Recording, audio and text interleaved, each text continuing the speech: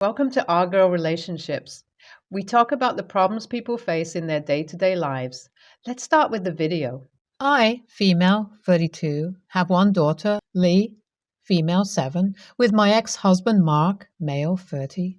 We split up due to his gambling addiction, which ended up severely crippling our joint savings and endangering the future of our daughter. Like, he literally used a part of the money saved for her to place a bet at the Kentucky Derby. Any attempt at rehab or therapy was met with condescension from Mark, as his mindset was that seeking help was weak. The divorce was initiated by me, and it got really messy. I got majority custody of our girl, but she sometimes visits her paternal grandparents and stays over for a few weeks, as they live in the same neighborhood as me. Mark, however, is situated out of state, and to be honest, nobody knows what he's up to, most times. He visits every now and then and brings Leigh gifts, but never finds any active involvement in her life. My in-laws, ex-in-laws, but Barbara and John, 60s, are honestly better at parenting Leigh than he is, but I have always had a bone to pick with them due to their actions during the divorce. Honestly speaking, I should have gotten full custody, but my in-laws used their money and social weight to get a great lawyer for Mark because he'd spun a sob story to them about me lying about the severity of his addiction. The worst part was that he aired a lot of dirty laundry about my history of substance abuse as a teenager, something that was far behind me by the time I met him. Something that I had told him in confidence. Because of this, they never believed my side of the story fully and even rejected the proof that I had. Furthermore, he had made promises to them to fix his bad habits, and they fought hard to at least get shared custody of our daughter. I know better than them, though, through our mutual friends, that the only time Mark ever really mentions his daughter is when he's trying to pick up a girl and he paints me into some kind of monster to get pity points.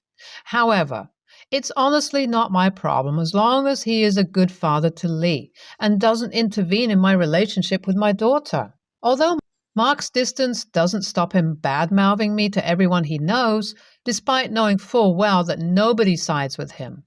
This guy had the goal to constantly call me a bad mother and shit on the way I am raising Leigh, as opposed to his tactic of not raising her at all. Honestly, I'm thinking of having our custody agreement reassessed, but I know that Barb and John will probably fight it tooth and nail. I hoped somehow that I could convince them that I wouldn't keep Leigh away from them, even if I had full custody. But they have a hard time believing me because Mark has done a good enough job convincing them I'm a junkie who's bound to snap at any moment. So it's an impasse right now. Last Monday, I got a call from Mark, surprisingly enough, and I picked it up out of curiosity. Leigh was at her grandparents' until Friday, which was the day of her ballet recital. All 4 of us would go there as a sign of support, and afterward, she would come back with me. When he picked up, he made idle chit-chat, and I was getting impatient. "You don't care about what's going on in my life, Mark. Just tell me why you called," I said, and he began to beat around the bush about an exciting investment that was coming up. The thing was, he didn't have the money to buy into it right at that moment, so he was hoping I could float him some cash. I smelled BS from a mile away and knew he probably had a big game he wanted to bet on, or maybe he had to pay somebody back. I sidestepped the conversation and told him that we could speak when he came to Leigh's recital. Maybe that way he would actually show up. He got pretty loud, though, and started babbling about how the investment was time-sensitive. I cut him off and said that I wasn't going to let him have another penny from my wallet as he screamed, "You'll regret this!" I hung up on him. This wasn't the first time he had come to me for money, nor the first empty threat he had made after our divorce. I couldn't care less about his stupid ass. However, on Thursday, I went over to Barb and John's place to help Leigh with her final dance routine, and I could tell that something was off. They seemed skittish around me and were acting really odd. Once Leigh was tuckered out, Barb came up to me and said, "Oh, Pete, we heard from Mark that you've relapsed. Is everything okay?" She was genuinely concerned, and I was super confused. Relapse? What? John also walked in and began with a much more hardline stance. Listen, we're sorry that this happened and we wish you the best for your recovery.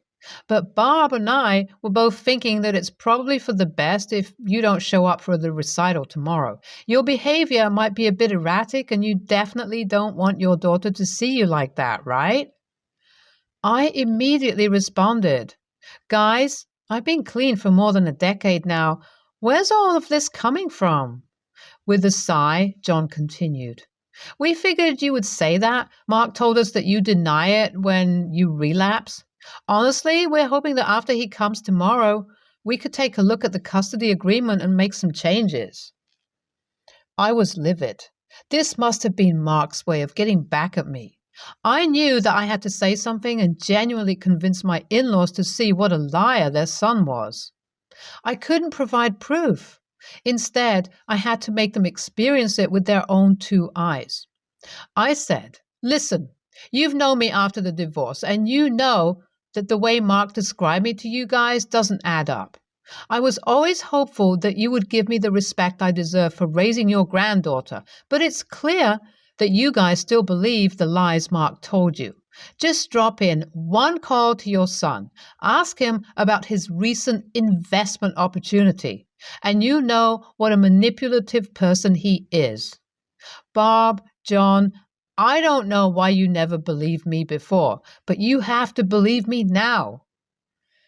The two of them seemed to waver a little, but still told me not to come to the recital. John, in fact, threatened to call the cops if I showed up. I knew that would make Leigh feel really scared, even if the police didn't have a reason to arrest me, so I decided I needed to hold back and miss the recital. It made me feel terrible. The next thing I did after getting home was spend all of my energy tracking down what Mark was up to. I even thought about hiring a PI, but his buddies and my mutual friends eventually led me onto the track of a large gambling debt he had picked up recently, which had put him in deep trouble with some unsavory characters. I had a lot of proof, and I forwarded it to Barb and John, although I knew it wouldn't be enough. It was a start. They also called about the investment, but Mark wasn't picking up. However, on the day of the recital, something happened that made everything come to light. Mark hadn't shown up for the ballet performance, and Leigh just saw her grandparents in the audience, much to her dismay. I can't imagine how the poor girl felt, and her grandparents dropped Mark a bunch of calls to make sure he showed up. However, in the parking lot of their home, they found their son in his tighty-whities with a sign around his neck showing an obscene amount that was owed to a high-level loan shark. I won't lie, it was genuinely scary and much, much worse than anything Mark had done while we were married. His parents, concerned for their son's safety, immediately asked him what to do and who to pay, and his debt was cleared. This also meant that Mark had lost any credibility he had in the eyes of his parents and was now shown as the risk-taking gambler that he was. I don't know exactly what has happened, but his parents have withdrawn support and, in fact, taken the initiative to change the custody agreement to give me full custody. I, of course, consented to this. Leigh will be staying with me and will visit her grandparents like she usually does. Honestly, seeing how absent Mark is anyways, it doesn't even impact Leigh much, but keeps me in the clear legally. Also, it means that she should be safe from his crazy behavior. I won't lie. When Bob called to apologize and tell me what happened at the parking lot, I genuinely thought it would be the best to call the cops. But the fact that my in-laws are finally on my side did help me feel more at ease about my baby's safety. After receiving the money to pay off his debt and having been forced to sign off on the revised custody agreement, Mark vanished out of state again. However, before doing so, he showed up in front of my doorstep and yelled about how none of this would have happened if I had just paid up when he called me, since that would have kept the loan shark off his back long enough to make more money and pay him back. No matter how you look at it, that was the dumbest logic I have ever heard. But I do think That if I had just paid up, maybe I could have some time with my daughter instead of the evening being ruined by that scary experience. Update 1. Mark came back again to his parents' house, demanding money to start a fresh life. Calling his bluff, John asked him to attend rehab for gambling before moving forward. Naturally, Mark refused because to him, it was just like going to therapy. However, due to this, his parents have chosen to go NC with him and cut him off financially. Despite all of his shortcomings, it was still tough for them to do, and I tried to show my support as best I could. Update 2. Mark hasn't shown up or called for around 3 months now, and I am worried about him. Leigh also asks about her dad, and I don't know what answer to give. According to the friends I spoke to earlier, he's basically vanished off the face of the earth. How do we even go about figuring out where he is? Update 3. This is going to sound crazy, but I received a letter from Mark. He has started a new life with a woman in New Mexico and is trying to kick the habit himself. I don't know what will happen in his life, but some part of me is glad that he is safe. I told John and Barn about it, and both of them are thinking of going down there personally and literally dragging him to this rehab center specifically for gambling in Arizona. Update 4. So, my in-laws did end up driving down to New Mexico last week. They gave me updates, and yeah, Mark did agree, after tons of begging, to go to rehab. It turns out his new wife didn't know about his past at all and is currently furious with him. So while he resents his parents for the friction they caused, hopefully time in rehab will allow him to see that they did it out of their love for him. NTA, you shouldn't cave into Mark because he clearly has a history of trouble with his addiction. I do think you lost out on the experience with your daughter, but at the end of the day, you probably saved your ex from some deep shit. NTA, and in my opinion, I wouldn't go to such lengths to try and save Mark. Honestly, I've tried to help people in my life with addiction, but it gets exhausting at times. Tell John and Barb to keep their heads down and simply focus on Leigh. Next story. I'll start this by saying I hate bleach. I use it to clean the toilet and I'll pour it down an empty sink to clear out the smell. But overall, I'd rather clean with any other cleaner. I don't like the way bleach feels slimy on my hands and makes them itch, and I don't like to smell it. I have a bunch of reusable silicone bags. I don't buy throwaway freezer bags anymore. I use these for everything. I'm the one who usually does dishes and other chores as a stay-at-home mom, but when my husband gets home from work, he helps around the house too, and I'm grateful for it. The thing is, he does stuff wrong, and I mean that in the nicest way possible. But he puts stuff in the wrong place. He mixes laundry together and he loves to clean with bleach. We've had this talk before that my silicone bags can't sit in bleach. It's eating away at them. I've also had to warn him to not pour boiling hot water in the sink if my bags are in there. I try to keep them on one side of the sink because it melts them. I've lost a few bags this way. There have been 3 occasions in the past that he forgot and put my bags in bleach water, and I've had to pull them out and rinse them and wash them right there. He thinks they need to soak in it because a few have stains, like one has a couple of red spots from tomatoes and one has yellow spots from a yellow bell pepper. But they're clean. They don't spend more than a day in the sink. We have 5 kids, so our sink fills fast, and even doing dishes 4 to 5 times a day, by hand, no dishwasher. Sometimes there's still stuff in there when I go to bed. Well, my husband decided to do the dishes last night after I went to bed.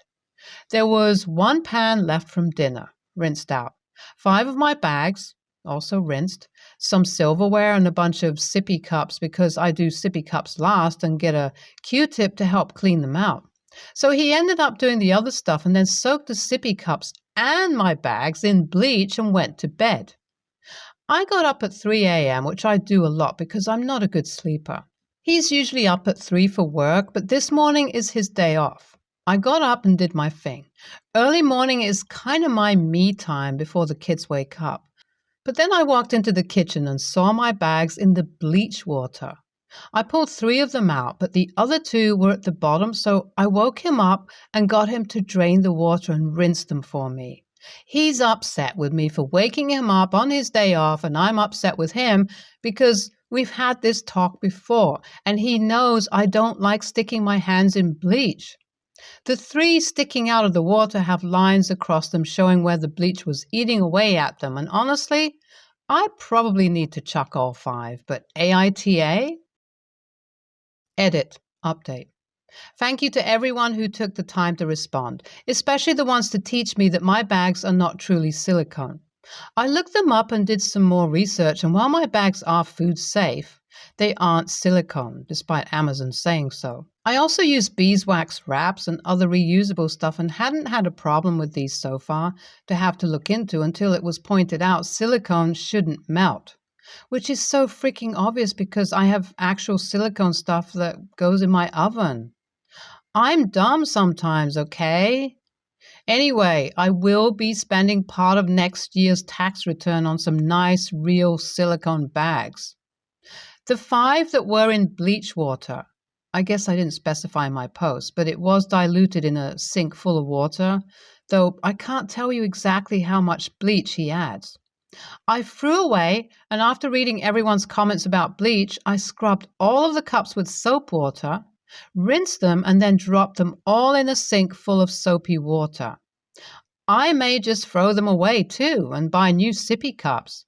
I also threw the bleach away, and when my husband gets home, I will be showing him this post and informing him we are now a bleach-free household. ESH. Actually amazed at the I don't like the way bleach feels and makes my skin itch because everyone should wear gloves when using bleach. Do not touch it with bare hands. There was no reason to wake your husband up to get the bags out. Pretty much any kitchen utensil would have done a perfectly good job of that.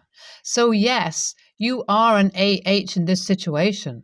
Also, comes across as you doing it deliberately to punish him since it would have been so easy to sort on your own. However, I personally think your husband is a bigger AH. You have explained to him that the bags can't be soaked in bleach, and he's just ignored you. I would be pissed off if my partner did that and would expect him to replace them when they're too damaged to be used. Also, what's with the soaking kitchen stuff in bleach? The only thing you need bleach for is toilet, sink, sometimes bath and floors. I would never dream of having bleach touch something I use to have food in. Just wash it with washing up liquid and hot water and you're good to go. Not to mention having stuff soaking overnight will mean your house has bleach fumes in all night, which I was always taught is harmful. Maybe that's just my household. Maybe my mom doesn't bleach where others might and are extra cautious with bleach. But if not, it sounds like your husband needs to dial it back with the bleach. Are you sure you have silicone bags and not just reusable plastic? One of the desirable properties of silicone is its heat tolerance. There's no way boiling water should be able to melt your bags. I bought my silicone bag specifically to be able to do boiling bags and lower temp soups while cooking. It also takes a high concentration of bleach to risk damaging them. This sounds much more like LPDE or HPDE plastic than silicone. Having said that, why didn't you use a utensil or tongs to fish the bags out, rinse them, and talk once he woke up on his own? Even if you refused to quickly reach into diluted bleach, there wasn't a good reason to wake him up. ESH, him for not paying attention, you for waking him up when you didn't need to. NTA, if this is an ongoing issue and you have talked with him before, I don't see no wrong. Also, bleach is super dangerous. You don't need to clean your dishes with it, let alone soaking them. Just use apple cider vinegar.